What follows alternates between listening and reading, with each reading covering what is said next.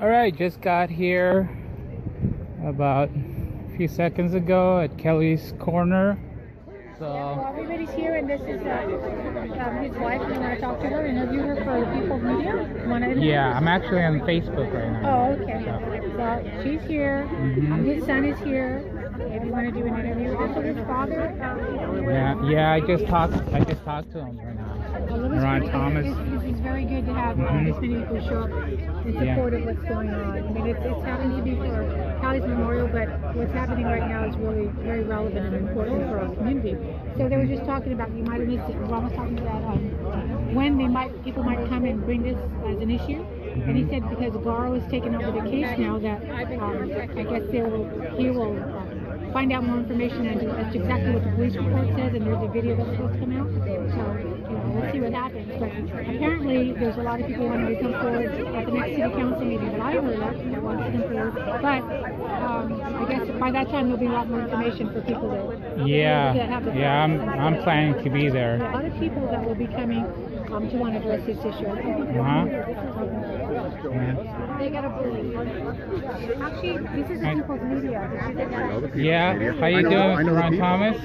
He saw you on Facebook and he came down here. Yeah, I just saw Valerie had you on Facebook, so I figured I'd come up here and actually I catch a little bit of it, but it got cut off. So at this point, they still haven't released the policemen's names. Well, they haven't done that yet. However, Vincent is no longer under arrest. And what that means is the family now has free access to him. Great. And when I dropped them off this afternoon, they went right in the hospital, were able to visit, get complete updates and everything else. And now they're actually here. So that's a really good thing. He was taken out of the medically induced coma. He does have functioning of moving the arms and legs a little bit. He's really not opening his eyes much. And typically they wait 72 hours to evaluate what's going on. And tomorrow they'll run more tests. So, but he's not going to die. Oh, that's great. So that's key right there. But as far as neurological damage, deprived of oxygen or whatever, we don't know yet at this point. So, and I see that your attorney's taking over the... I took him to Los Angeles today to have a meeting with Garo Martirossi, and he has accepted the case, not only the civil portion of it, but if charges are filed, he's representing the criminal side also in defense. And so that means that he'll have immediate access to the evidence, which are the body cams, any surveillance video from businesses, the police reports. He'll have it all immediately. We'll know the truth. Well, that's great. So that's fantastic. And, it's really a pleasure for me, in a sense of pleasure, to amongst this tragedy, to have all this knowledge. All of us have this knowledge of 5 years now, to be able to just take them, scoop them up and say, here's what we need to do, folks. Oh, that's great. Yeah, because like me, like all of us are clueless. What do you do? Yeah. What do you do? Well, we've been able to share with them and get them in the right hands immediately, and they're very grateful, of course, and we're more than happy to do it, all of us. So that's what Kelly's Army is all about. Yeah. Was there any events coming up that as rallies up in Anaheim? Or Joanne knows about a rally in Anaheim coming up, and she can talk to you about that. Okay. So as far as I know, nothing local here. Yeah. At this point, I'm going to the city council this coming. Yeah, and we're actually waiting to go to the city council in Anaheim about Vincent until we find out, did he actually cause the altercation with the police? Did he actually attack them? Or is this another case of police abuse?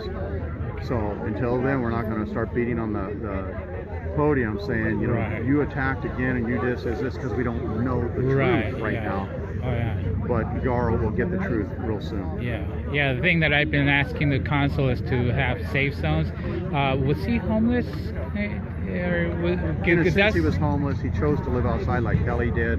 He always had his ex-wife's house to live at and several places to live at, but he chose to live outside. Yeah, he was familiar, and I asked a lady that I usually go out there at Maxwell Park, and she says she knows him. Oh yeah, So he was outside a lot. Patsy. Because he wanted to be mental issues again. Right.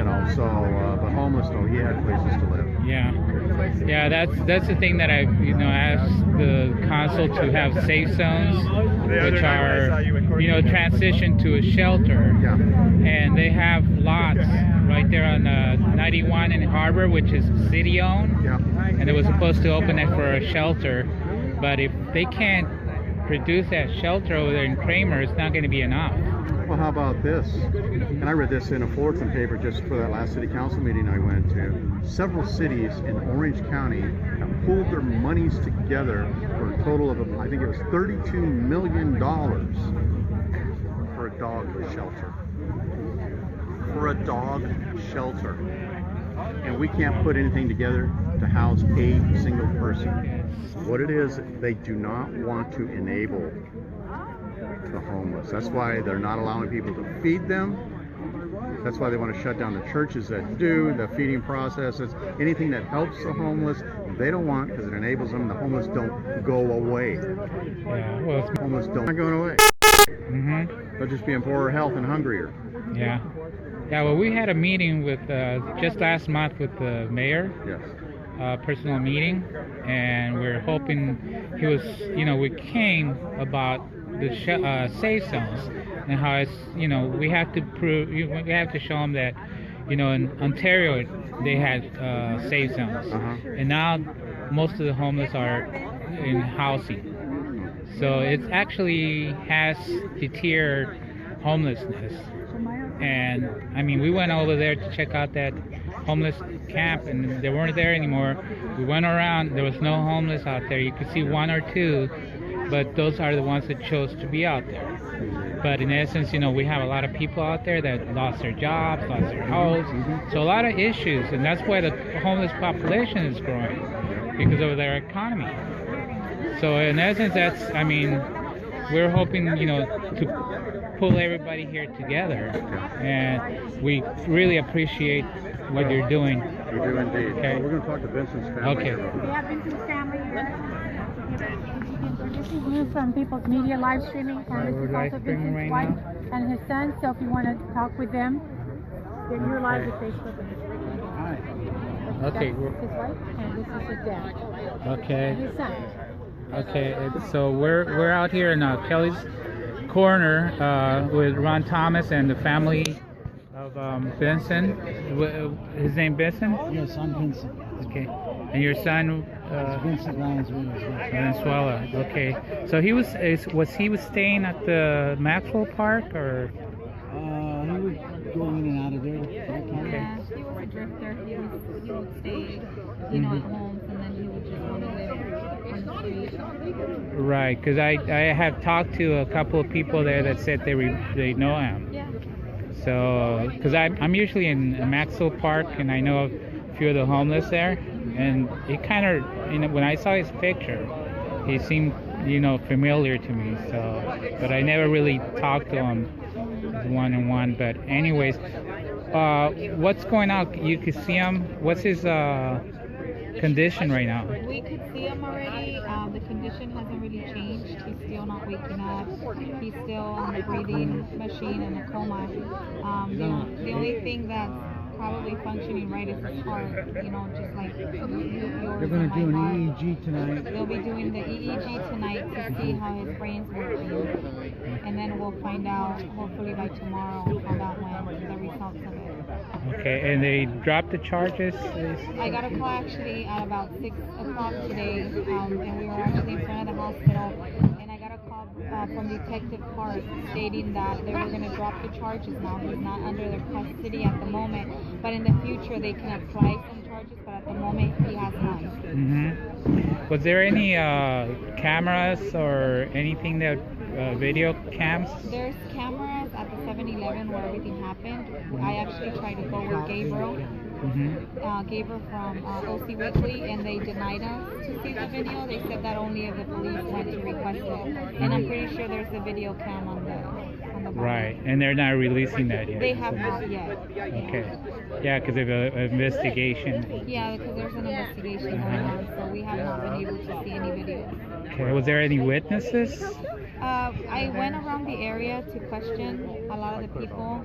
Some people were scared because the police had already gone. You know, there's a lady at the laundromat. She was being like very cooperative towards us, and she's even willing to let us see the video, because I guess it shows them walking into the laundromat first, and then right after that, the police walked behind him. So she said it's like a sensor, more of a camera, but we're still able to see him. We just haven't gone back to it because we've been kind of busy, but she didn't know how to work the system at the moment, so we have to go when her son's there. Okay. To show us that. All right. Well, we're praying for him, and you know, we're like you would say, you know, a lot of people here have lost loved ones, so we're all pulling out together as Kelly's Army. So any help that you need, we're here available. So I know it's a hard feeling, but we're really happy that he's come out of it, and that he'll get back in. We're just gonna keep praying and yes. hoping that he wakes up. Okay. We have a young lady that's been around here. Thank you. Thank you. It's really important that because of all the incidents that's happening with the police departments and these types of things with homeless people or with people who we feel are vulnerable in the street, we have to exercise our right, and we have a clear intent, and it's not an intent for us to go after the police department. It's just an intent to exercise our rights to know what's happening, and there should not ever be a way to block people who are trying to get that information. I think it's very sad that the family was not able to see Vincent. He was in the hospital, and they didn't get to see him. And once they lifted that ban on letting them, then they could go in and see them. It made all the difference in the world, at least to his wife and his family, that they were able to see their loved one is okay, to be able to have that that initial touch base. Because when you don't know, it's a parent's worst nightmare. If you know, it's one thing, but if you don't know and you're left just wondering, that's the worst thing in the world. Exactly. So things are progressing, but we'll see what happens. All right. So I guess everybody's packing up and ready to go. Oh, but, Christine. Christine? She's been here since the beginning. Hi, Christine. Please. How you doing? You're live on, Nice to see you. you're live Okay, on yeah. Facebook. Please give your 2 cents. Yeah. This is for Kelly. You know what? It's been 5 years. We're not going anywhere. And my friend, Kelly, he made a difference. Now you know what? All those cops from the Anaheim PD that took out that gentleman the other day, they were all wearing cameras. You know why? Because of Kelly. That's right. And he's made a difference. He's made a difference in me. He's made a difference in all of us. And all of these people around here, we stand together. Yeah, We might not get along, we might disagree, but you know what? We all love Kelly. Yeah, that's why we got social media now, because he sparked that light on us. Film the cops. That's right. They're coming. Hey, Corey. Look at her, she's all scared the cops are coming. we'll get It's been 5 them. years now, so Where are they at? Well, it has been 5 years. So you take a look at that memorial. Yeah. It's not going anywhere. A lot of people came to put up their prayers and light their candles in vigil for Kelly and for the fact that that's not over with. Justice has not been served as far as Kelly Thomas is concerned. No. And I know Ron's going to keep, fighting the good fight, and we're just grateful that people like Ron Thomas can come and help Vincent's family try to make some sense out of what's happened to their son, to their son or to their husband. And as we see, Vincent's son is here too, and he's had a very hard time sleeping and dealing with all of this, just like any child would. But dramatic. I mean, the clock is ticking, and days are going to go forward. Where, as Ron says, there's going to be a video. We'll get to see what it is, and then there'll be some answers. And until then, just keep fighting the good fight. That's right.